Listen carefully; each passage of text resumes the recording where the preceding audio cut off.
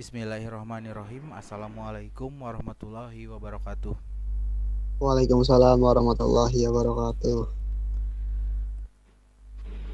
Perkenalkan, kami dari kelompok tugas mata kuliah riset operasi yang diampu oleh dosen Ibu EN Nuraini. Di sini kami akan mempresentasikan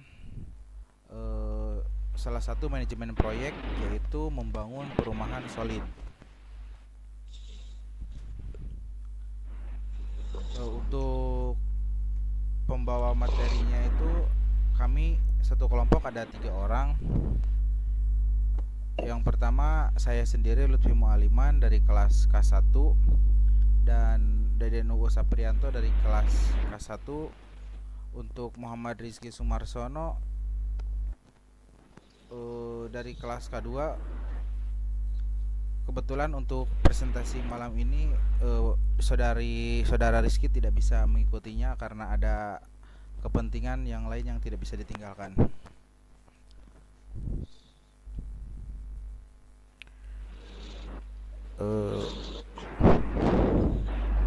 Langsung saja kepada rumusan masalahnya. Rumusan masalah yang disampaikan untuk manajemen proyek pembangunan perumahan solid ini yaitu diantaranya yang pertama ada latar belakang, yang kedua ada tujuannya, yang ketiga deskripsi pembangunan. Di dalam deskripsi pembangunan ada 3 tahap, yaitu yang pertama tahapan gambaran proyek, yang kedua aktivitas, yang ketiga diagram jaringan, dan yang terakhir yang keempat yaitu kesimpulan.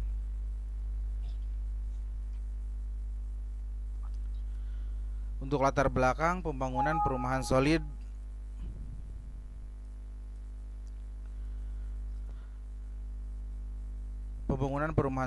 latar belakang dari manajemen proyek pembangunan perumahan solid adalah kebutuhan akan rumah yang aman, nyaman, dan sesuai dengan kebutuhan bagi masyarakat.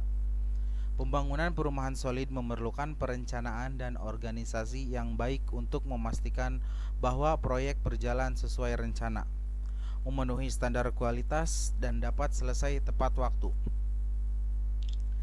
Manajemen proyek juga penting untuk memastikan bahwa pembangunan perumahan tidak merusak lingkungan dan memperhatikan aspek lingkungan.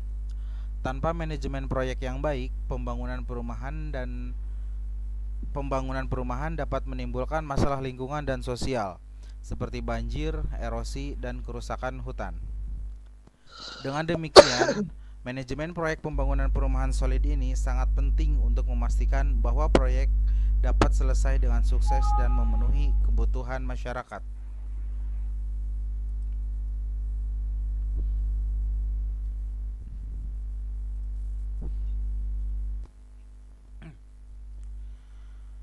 Untuk tujuannya yaitu proyek pembangunan perumahan solid, sebuah proyek pembangunan perumahan yang bertujuan untuk membangun rumah-rumah yang kokoh dan berkualitas dengan menggunakan material berkualitas dan teknologi yang baik.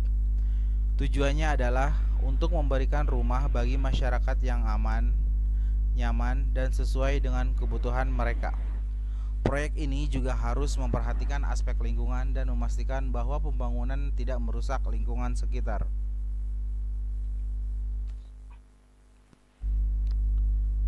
Untuk deskripsi pembangunan perumahan, yang pertama itu ada tahapan gambaran proyek. Dalam perencanaan meliputi identifikasi lokasi, analisis pasar, rencana bisnis, dan perencanaan lingkungan. Kemudian untuk perencanaan tahap awal meliputi penentuan konsep desain, pemilihan arsitek dan kontraktor, pengembangan rencana dan anggaran biaya. Persiapan lahan meliputi pembersihan, pemotongan, dan penyiapan lahan untuk pembangunan. Untuk pembangunan dasar meliputi pengocoran pondasi, instalasi drainase, dan pemasangan infrastruktur dasar. Untuk struktur utama meliputi pembangunan kolom, dinding, dan atap rumah. Untuk finishing meliputi penyelesaian interior dan eksterior rumah, termasuk pemasangan jendela, pintu, dan perabotan. Pengujian dan inspeksi meliputi pengujian dan inspeksi berkala untuk memastikan bahwa rumah memenuhi standar kualitas dan keamanan. Pemasangan dan pemeliharaan meliputi pemasangan peralatan dan instalasi listrik, air, dan drainase, serta pemeliharaan berkala untuk memastikan kualitas dan keamanan rumah. Untuk tahapan gambaran proyek yang terakhir yaitu penyerahan dan pengiriman, meliputi penyerahan rumah kepada pemilik, inspeksi akhir, dan pengiriman rumah kepada pembeli. Selanjutnya untuk aktivitas pembangunan perumahan solid akan dilanjutkan oleh Saudara Deden. Oke, terima kasih atas waktu dan tempatnya. Selanjutnya di sini ada aktivitas pembangunan perumahan solid. Dan ini ada nomornya 1 sampai 14 dan ada nama kegiatan dan ada aktivitas. Terus ada aktivitas terdahulu sama durasi waktunya. Yang nomor 1 yaitu nama kegiatannya menentukan lokasi. Aktivitasnya sebagai A dan aktivitas terdahulunya tidak ada dan itu durasinya 10 hari. Terus yang kedua ada konsep desain. Aktivitasnya sebagai B. Aktivitas terdahulunya A. Jadi aktivitas A tuh kalau sudah selesai akan dilanjutkan ke aktivitas B dan durasinya 20 hari. Terus yang ketiga membeli tanah. Aktivitasnya sebagai C. Aktivitas terdahulunya A, durasinya 15 hari. Yang keempat pengecoran pondasi. Aktivitasnya D. Aktivitas terdahulunya B, durasinya 90 hari. Terus yang kelima instalasi drainase. Itu sebagai aktivitas E, aktivitas terdahulunya B, dan durasinya 60 hari. Yang keenam ada nama kegiatan pemasangan infrastruktur. Aktivitasnya sebagai E, aktivitas terdahulunya C dan D. Jadi apabila aktivitas C dan D sudah selesai, maka dilanjutkan ke aktivitas F. Durasinya 90 hari. Terus yang ketujuh pembangunan kolom. Aktivitasnya sebagai G, aktivitas terdahulunya E, durasinya 150 hari. Yang kedelapan pembangunan dinding. Aktivitasnya sebagai H, aktivitas terdahulunya E, 190 hari durasinya. Yang kesembilan pembangunan atap rumah. Aktivitasnya sebagai I, aktivitas terdahulunya F dan G, durasinya 210 hari. Terus yang ke-10 pemasangan jendela. Aktivitasnya sebagai J, aktivitas terdahulunya sebagai H, 50 hari durasinya. Yang ke-11 pemasangan pintu, aktivitasnya sebagai K, aktivitas terdahulunya sebagai H, 40 hari durasinya.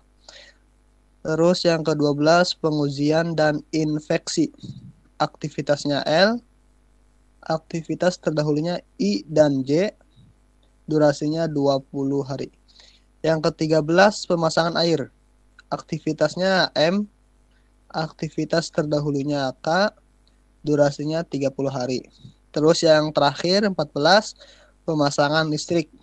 Aktivitasnya sebagai N, aktivitas terdahulunya L, dan durasinya 40 hari. Selanjutnya. Nah, di sini ada diagram jaringan. Jadi di diagram jaringan ada lingkaran. Nah, di dalam lingkaran itu terdapat 3 kolom, yaitu 0, 0, 0. Nah, 0 di atas itu sebagai nomor berawal dari 0, dan 0 yang di sebelah kiri itu sebagai ET, waktu paling awal kegiatan, dan sebelah kanan LT, waktu paling lambat selesainya kegiatan.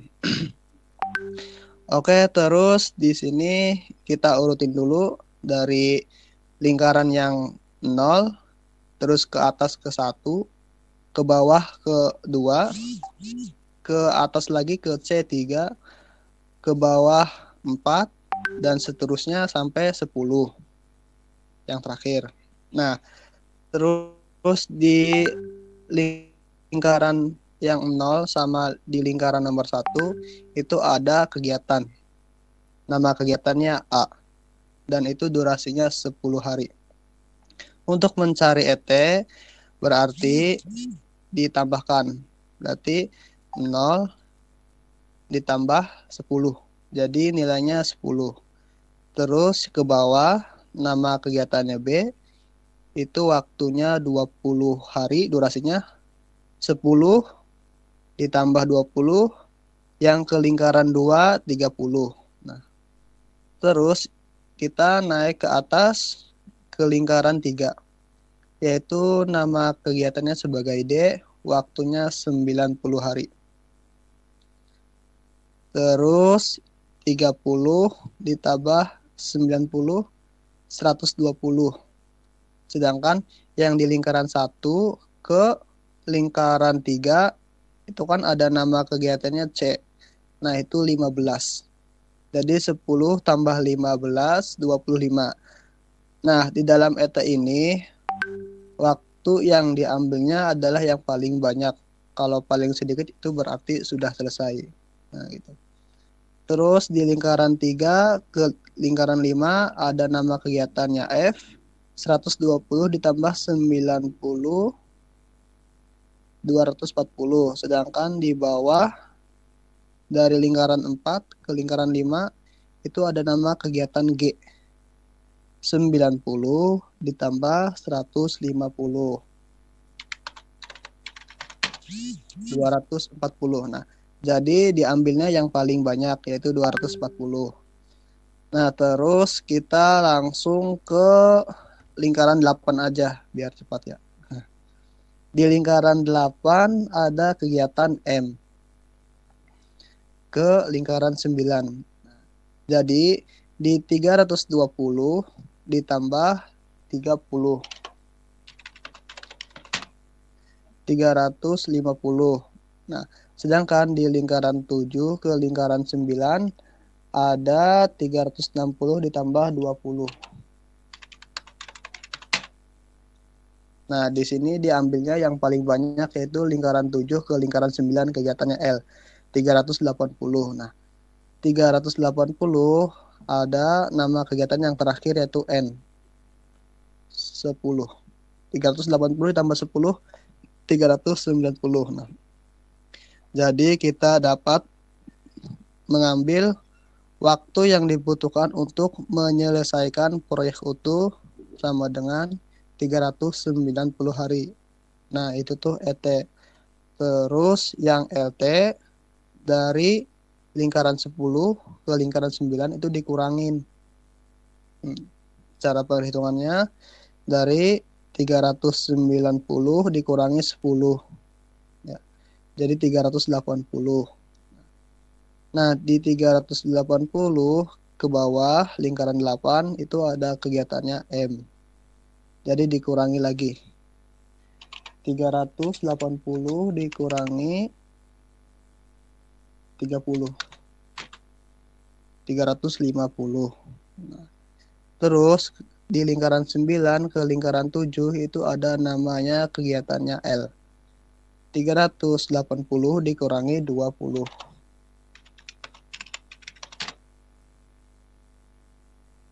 Yaitu 360.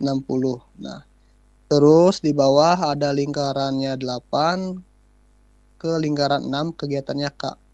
350 dikurangi 40. Yaitu 310.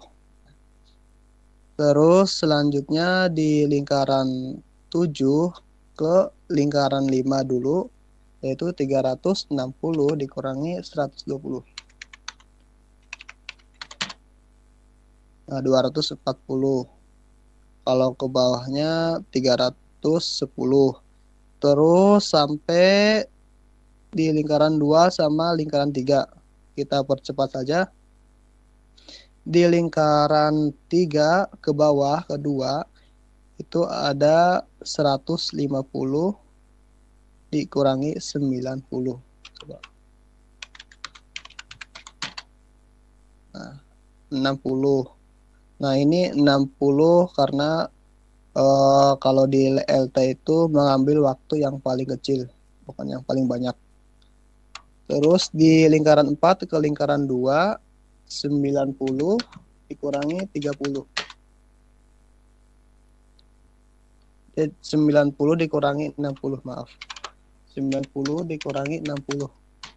Nah, 30. Nah.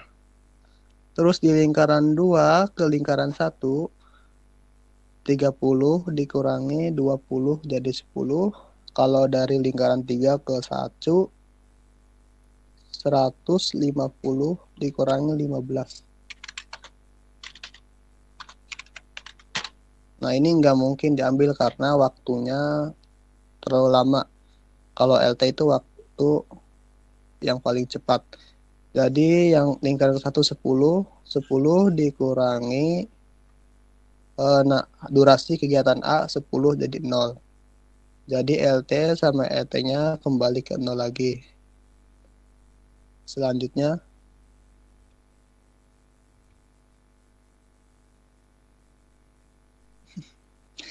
nah, di tabel di sini ada nomor 1 sampai 14, nama kegiatannya, terus aktivitasnya juga, terus ada aktivitas terdahulu, terus ada durasi yang tadi saya sudah jelaskan di slide ke 7. Ya. Terus di sini saya akan menjelaskan ES, EF, LS, LF, dan select.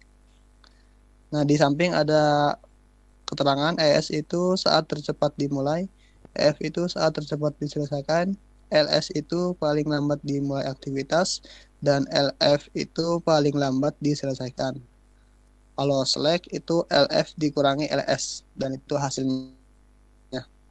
Maka di sini ada ES-nya yang kedua, nomor 2, 10, yang ketiga 10, yang keempat 20, yang kelima 30, dan selanjutnya sampai ke bawah. Dan di EF di nomor 1 ada 10, nomor 2 ada 30, nomor 3 ada 120, terus sampai ke bawah. Dan LS di nomor 1 kosong. Di nomor 2 ada 10, di nomor 3 ada 10 langsung ke bawah juga. Terus yang ke LF di nomor 1 kosong, di nomor 2 ada 10. Di nomor 3 ada 10, di nomor 4 ada 30. Terus langsung ke bawah juga. Nah, di sini select. Jadi select itu LF dikurangi LS. Misalkan yang ke 1 dulu. LF-nya misalkan 0. Nah, di sini 10 kurangi 0 jadi 10. Terus di nomor 2 30 kurangi 10 20. Nah, terus yang ketiga di sini ada 120 dikurangi 10 jadi 110. Nah, terus sampai ke terakhir yang ke-14. Di sini ada 390 dikurangi 390 jadi 0. Itu selanjutnya.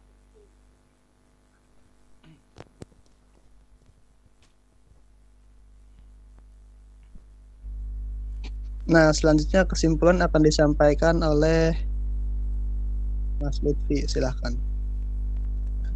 Baik, untuk kesimpulan pembangunan perumahan solid, kesimpulannya diantaranya yaitu yang pertama, pembangunan perumahan solid membantu mengatasi masalah pemukiman tidak layak dan menyediakan rumah yang aman dan nyaman bagi masyarakat. Kemudian, pembangunan perumahan solid dapat meningkatkan kualitas hidup dan standar hidup masyarakat.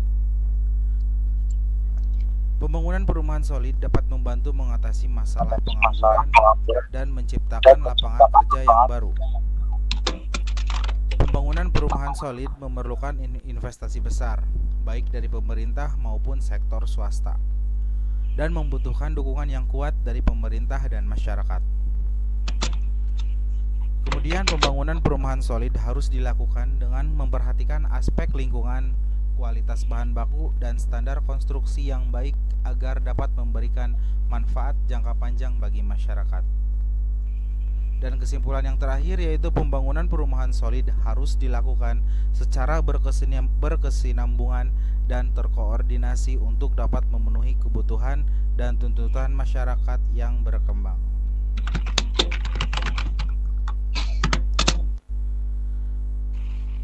Mungkin dicukupkan presentasi dari kelompok kami.